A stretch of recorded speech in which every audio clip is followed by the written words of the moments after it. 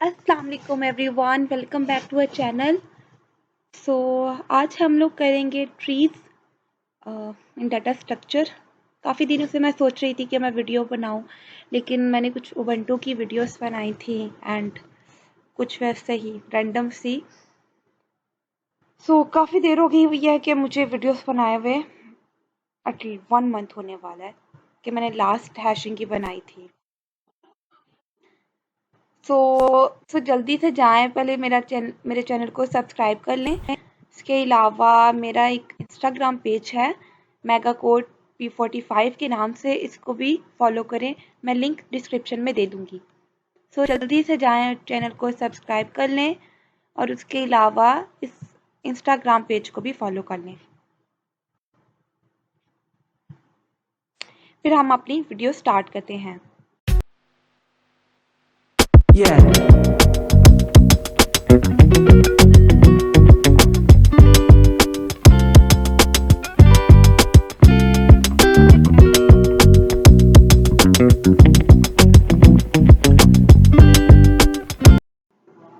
Okay, यहाँ पे हमारे पास 12 और 20 नोट्स हैं, ठीक है। 15 पेरेंट है, 15 को हम लोग रूट कहते हैं क्योंकि फर्स्ट नोड को हम लोग रूट कहते हैं, ठीक है। उसके बाद ये 2 चाइल्ड हैं और उसके अलावा अगर ये 15 की बात की जाए, अगर एक जो मैंने बताया, तो एक नोड को यानी कि जिसके अंदर कोई डाटा हो तो इसको हम लोग नोड कहते हैं, ठीक है।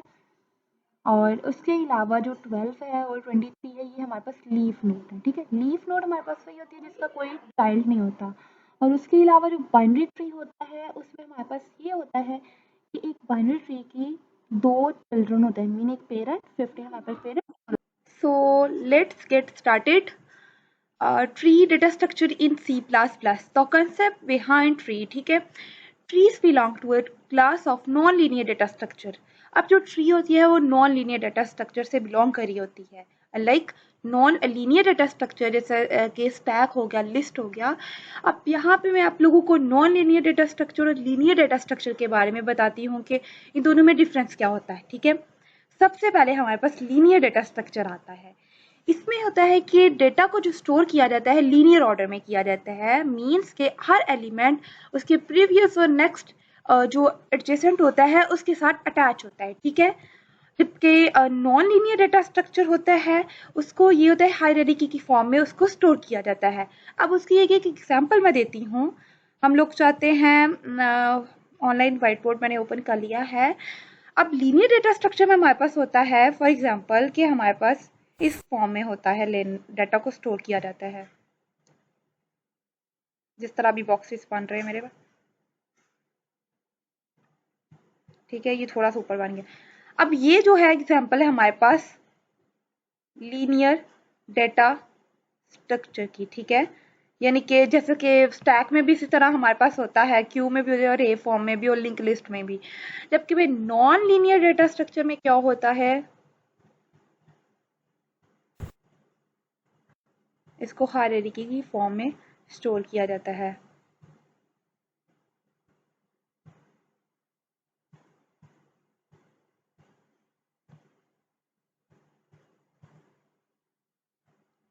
ये नॉन लीनियर डाटा स्ट्रक्चर है,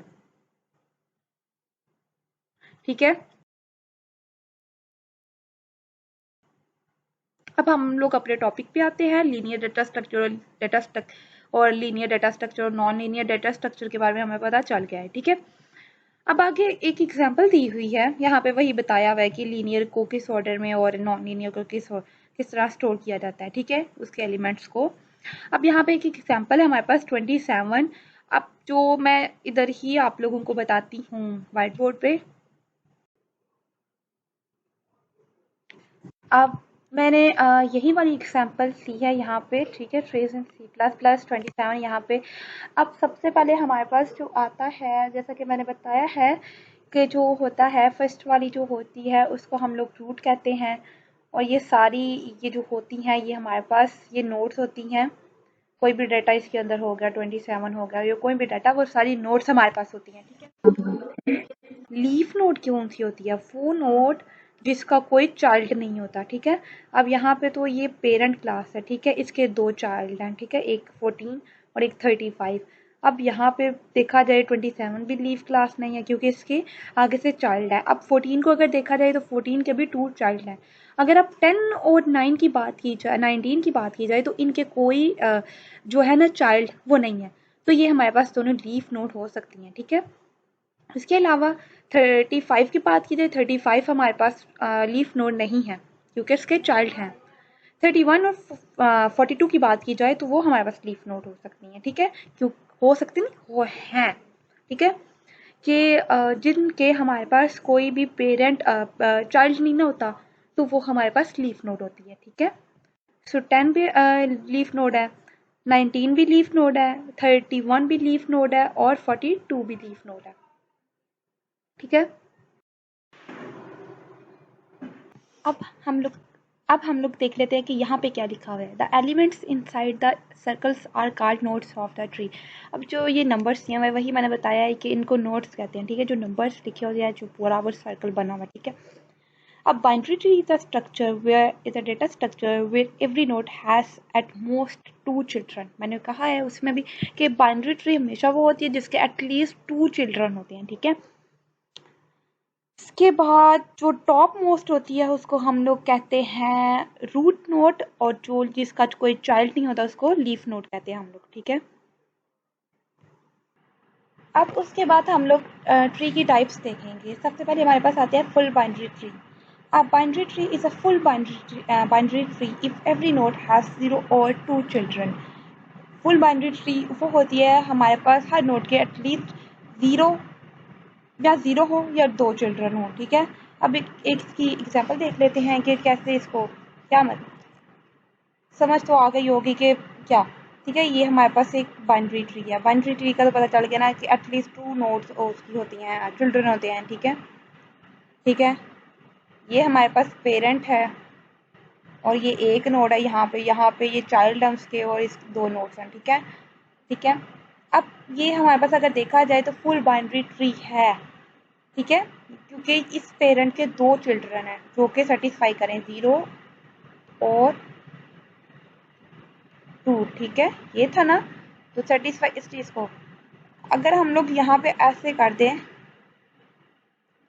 तो इस पेरेंट के तो 2 चाइल्ड होंगे लेकिन इस पेरेंट का ये एक चाइल्ड है, तो ये तो रॉन्ग हो गया। तो फिर ये हमारे पास फुल बाइनरी ट्री नहीं होगा, ठीक है। अगर इसके 2 चाइल्ड होते हैं तो फिर होगा, ठीक है। अब यहाँ पे अगर इसको देखा जाए इस पेरेंट के कोई चाइल्ड नहीं है तो ये भी इसको कंडीशन को सेटिस्फाई कर रही है, यानी कि ये भी फुल बाइनरी ट्री है, ठीक है। अब ये यहाँ पे फुल बाइनरी ट्री है, ठीक है। उसके बाद हमारे पास आता है complete binary tree. Complete binary tree is a complete binary tree if all the level are filled except possibly the last level and the last level has all keys left as possible. अब binary tree में क्या कहते हैं कि हमारे पास जो levels होते हैं, अभी मैं यहाँ पे बताती हूँ नया ट्री बना के, ठीक है। ये हमारे पास कंप्लीट बाइनरी ट्री है। ये देखें ये लेवल फुल है, ठीक है, कि लेवल हमारे पास फुल होना चाहिए, ठीक है। अगर यहाँ पे देखा जाए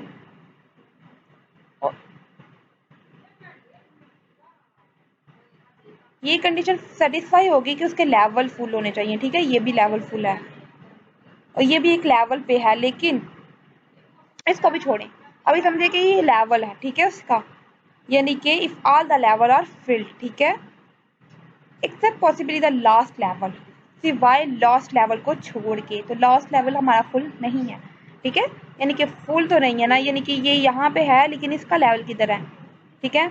एक लेवल पे है लेकिन इसकी नोट्स नहीं है, तो वो भी एक लेवल पे है लेकिन इसको लास्ट वाले को छोड़ के। And the last level has all the keys left as possible, और हमारे पास एटलीस्ट यहाँ पे लेफ्ट की होनी चाहिए। अगर हमारे पास अगर हम लोग कह देते हैं यहाँ पे हमारे पास ये चीज है तो ये कंप्लीट बाइनरी ट्री नहीं होगा, ठीक है। उसके बाद हम लोग देख लेते हैं perfect binary tree. Perfect binary tree में होता है binary tree is a perfect binary tree all the internal node have 2 children and the leaf node at the same level.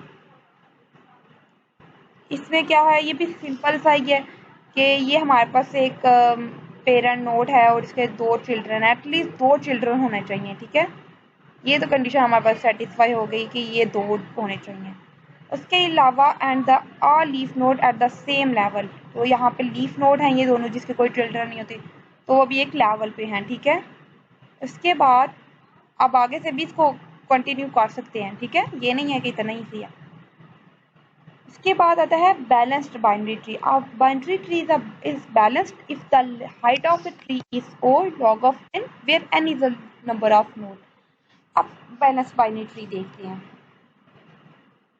Let me race it.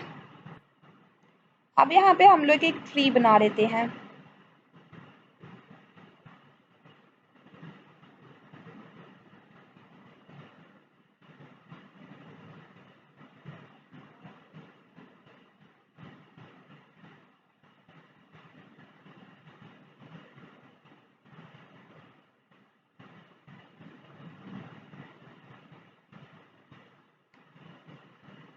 तो अगर इसके level wise देखा था, इसकी height 0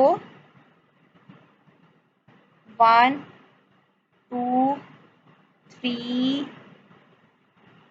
4 5 6।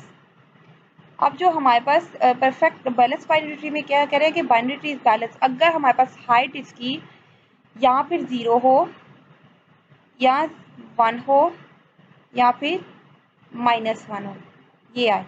अब अगर यहाँ से चेक किया जाए, यहाँ पे इसकी हाइट क्या है, अगर यहाँ से इसकी हाइट क्या है 1 और 2, ठीक है। यहाँ पे अगर देखा जाए ये यहाँ हमारे पास 1 है, ये हाइट यहाँ तक बन रही है, यहाँ से यहाँ तक ये 1, और फिर यहाँ इस पॉइंट से नेक्स्ट तक हमारे पास 2 बन रही है, ठीक है।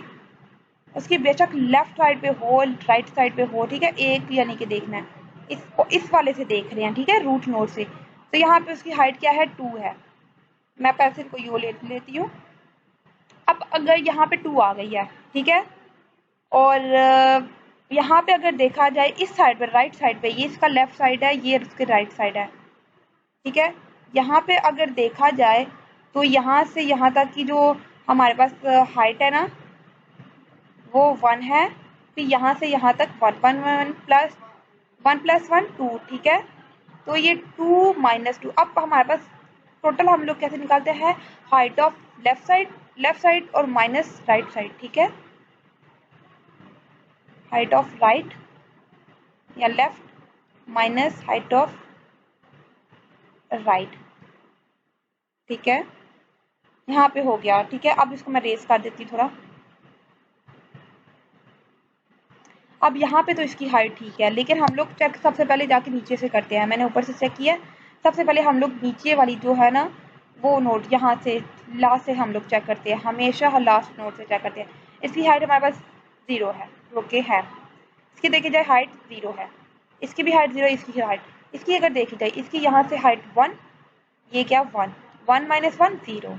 इसकी अगर देखी जाए 2 पे, यानी कि इधर कुछ भी नंबर लिखा हुआ, इसकी हाइट देखी जाए इस पॉइंट से 1 1 1 माइनस 1, और उसके बाद इसकी देखी है तो 2 माइनस 2, तो ये ठीक है। अगर हमारे पास एक और कर लेते हैं, ये 7 पॉइंट पे होगा नंबर, ठीक है, नंबरिंग हम लोग। अब अगर इसकी देखी जाए 1 1 1 और 1 3 बन गई इसकी हाइट, जबकि इसकी क्या है 1, तो यहाँ से लेकर यहाँ 1 1 प्लस 1 2, तो 3 minus 2 according to the formula, तो ये हमारे पास 1 आ जाती है। तो ये भी एक बैलेंस्ड बाइनरी ट्री है। अगर इसकी 1 भी आ जाती है, -1 भी अगर आ जाए तो ये बैलेंस्ड बाइनरी ट्री होगा, ठीक है। अब उसके बाद हम लोग बाइनरी सर्च ट्री देख लेते हैं, ठीक है। In a binary search tree are nodes left child must have a value less than its parent value and the node right child must have the value greater than its parent value।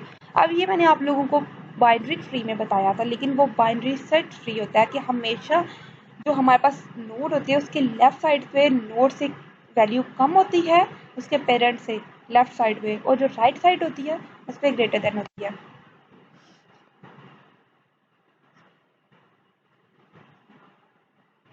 अब यहाँ पे बना के देख लेते हैं।